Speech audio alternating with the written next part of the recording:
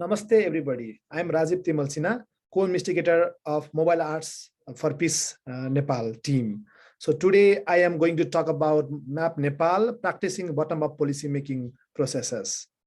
So I am representing Mobile Arts for Peace Nepal team. So I am supported by my another colleague, Koai Vishnu Khatri. He is from Human Rights Film Center, Nepal.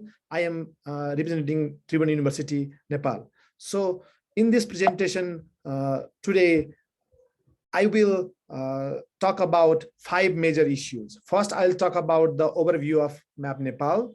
Then I'll briefly touch what are the phase 2 youth-led projects in Nepal, how it looked like. And then I will present about some testimonies and art-based outputs, what we achieved in last phase 2 projects. And after that, I'll be focusing on the overview of communication structure to inform decision makers. At the end, I will talk about the decision makers' responses and how they are engaged in our project.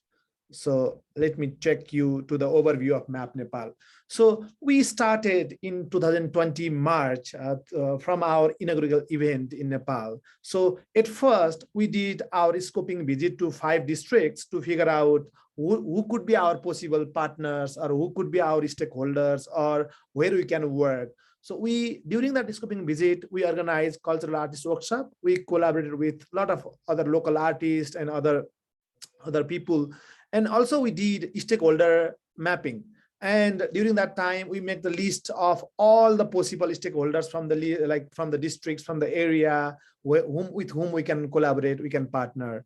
And we also visited schools in the district. We met the child club people, we met the teachers, we met the school management committee and parents association.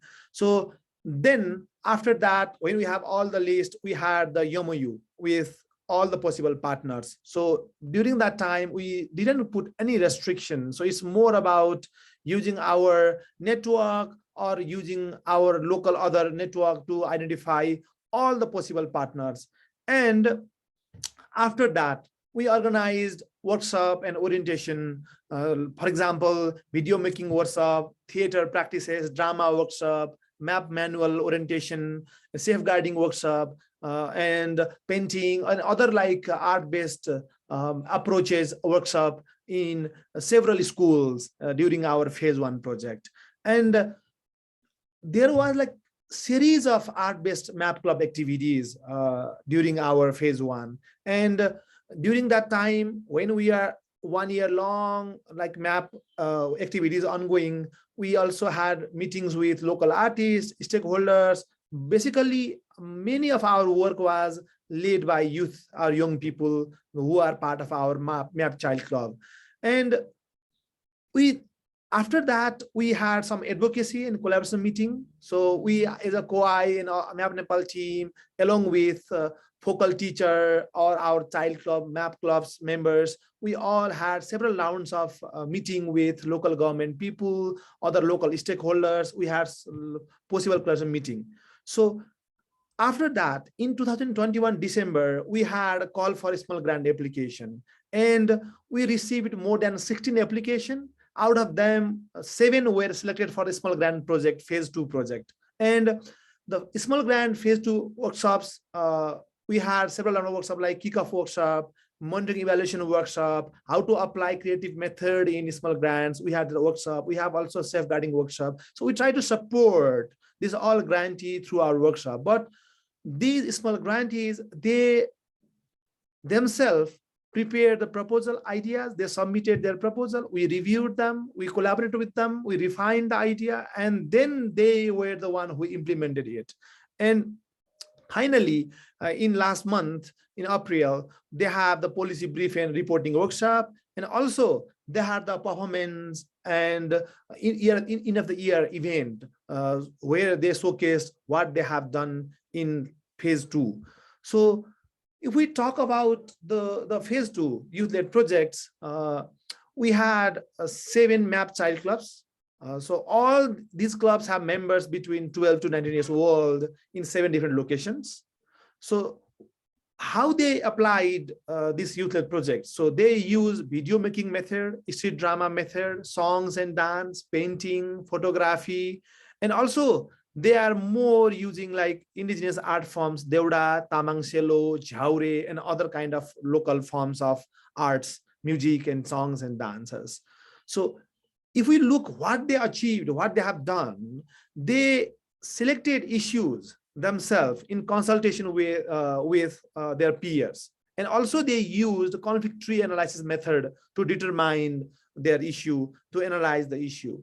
And if we look the issue, what issues were covered in phase 2? Human trafficking, caste-based and gender-based discriminations, child labor issues, child marriage issues, drug abuse, and menstruation issues are the major highlight from the phase 2, by where young people put a lot of emphasis on these issues. That's the pressing social issues for them at the moment. They prepared the outputs, they performed in school, they performed in communities, they also informed policymakers, and also they collected responses from the policymakers. So this was the overview of our phase 2 youth-led projects time. So now I'm going to show you some testimonies, so how they worked, what activities they did. So they selected issues and they also analyze issues by young people. So this photo reflects how they worked by making the conflict tree chart and other chart, like to discuss the issues in during that. So I'm just, there are a lot of like conflict trees are there. So this is one example where one of our team, they analyzed the issue of drug abuse among the young people and the causes as a roots and also the effects from that. So that's also they tried. And they had art-based outputs, like they use indigenous songs, dance. They explored possibility how they can integrate local art-based output in like working with those issues for creating awareness, policy making. So now we can see they showcased, they implemented through drama, street drama basically, and also music, dance, and their own like co-production. We can see their work was supported by the community people. Even you can see the local police office, local like mothers committee, and other like forest users committee, irrigation committee. There are a lot of other local stakeholders. They were gathered during the day and they supported, they worked with our map club to create that street drama, and they also took part in role plays, and we can see that kind of co-creation and performances in community level also. So you can see thousands of people were reached through our 7 small like grantees in map clubs. So we can see hundreds of people attended each session, each club. So at least they performed in 3 to 5 locations in communities in front of hundreds of people, from their peers to adult to the decision makers. They joined their projects. So they also, I think, use indigenous dance performances. They also prepared videos to post in social media. And after all the outputs, we had reflection and experience sharing, advocacy, and with policymakers, the meetings. They invited local policymakers in one town hall or one small like meeting room, and they had reflection, what they did and what were the responses from policymakers. So these were some pictures. So when we talk about what are the structure of communication that was used, first of all, they used the performances. The decision makers attended the performances that communicated youth-led research projects, the issues experienced by young people. They showcased what are the issues, what are the problems they experienced during the project implemented period. And also they visited government offices. They showcased video, they streamed video in the government offices where our local decision makers, they watched the video along with other staffs there. And some of our map clubs submitted later with the issues that the young people identified, how they researched and what are the method they used, art-based method they used, and how issue can be resolved. And also most of them, I think all of them, they posted all their performances, all the issues, all the discussion in their social media. Some of the map clubs have their YouTube channel, Facebook like channel, very popular in Nepal. So they used Facebook and YouTube basically to promote the ideas which were like was highly shared and like reached thousands of people in Nepal.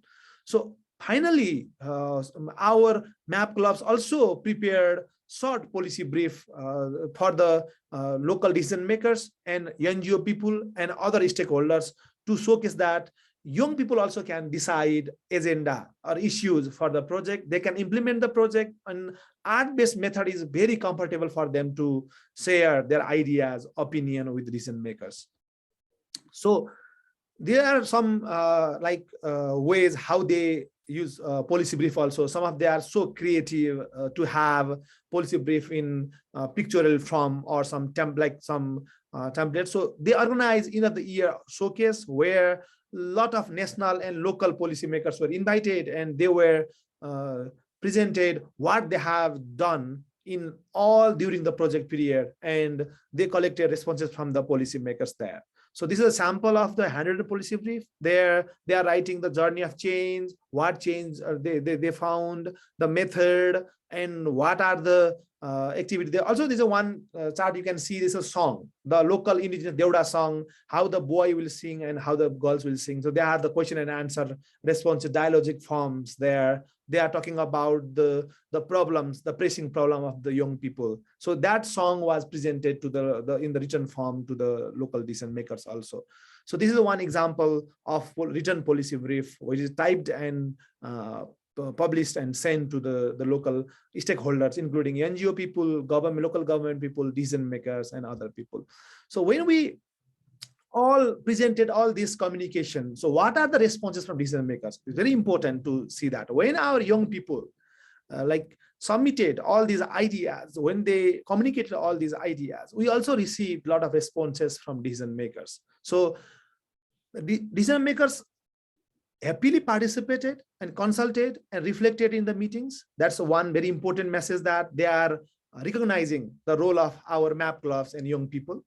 Local government recognized youth-led art-based method as important tools and promises to allocate budget in next fiscal year. So few of the local government, they promise that they will allocate certain budget in next fiscal year for such activities, for map activities in their area, their constituency.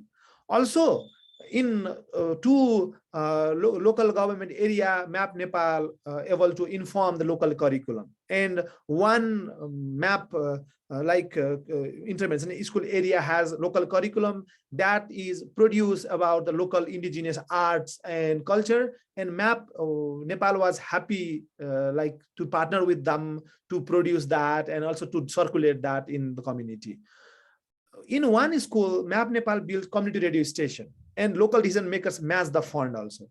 We put certain fund, and also local government and school also match the fund to build that studio. So now we have this built collaborative project as a community radio studio, which can be used by our map club and the student to produce a lot of art-based communication materials, and they are streamed there.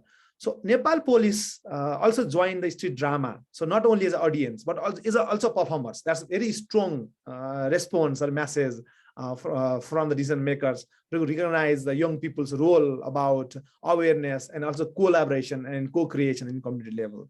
So we are currently conducting monitoring, evaluation, and learning from phase 2 regarding impact to establish best modes of communication for youth to communicate with decision makers also. So it's ongoing task for now. So at the end, now I want to conclude with some of the notes. So what were the purpose of this project? So I think our Map Nepal grant, this second phase grants, our focus was to showcase how art-based map methodology works, how young people are capable of setting the research agenda, and also they are able to co-create the knowledge is possible. Also, we want to showcase that the dialogue between decision makers and young people become comfortable if it happens through creative art, such as the map methodology. So that are the main points as of our object here. And we have engaged decision makers in so many ways. We have engaged them, involving them in our meeting, workshops as participants and contributors. Also, in 1 or 2 workshops, some of the decision makers, one ward chairperson himself as a resource person ran the workshop how to handle like video and film for our young people. That was a wonderful opportunity. And some decision makers collaborated with young people to co-create outputs, to co-create street drama, co-create music, videos, and films. That's very interesting. And many decision makers also become audience of project output, and also they are giving responses, how they find the message and how they will respond, take it further also. So there are many things worked very well. The collaboration worked very well. The co-production worked very well. Young people able to set example that they are capable of discussing pressing social issues also. But at the same time, we found that our work, phase 2 work, where our young people MAP club was active, they are more useful in local level engagement, but they are a little bit facing difficulty in wider national level engagement. So Map Nepal, we intervene, we try to establish that connection. So we are working on that part. So our next engagement is focusing more on evaluating or monitoring what are the impacts from phase 2 project. So we are collecting that evidences, our next engagement.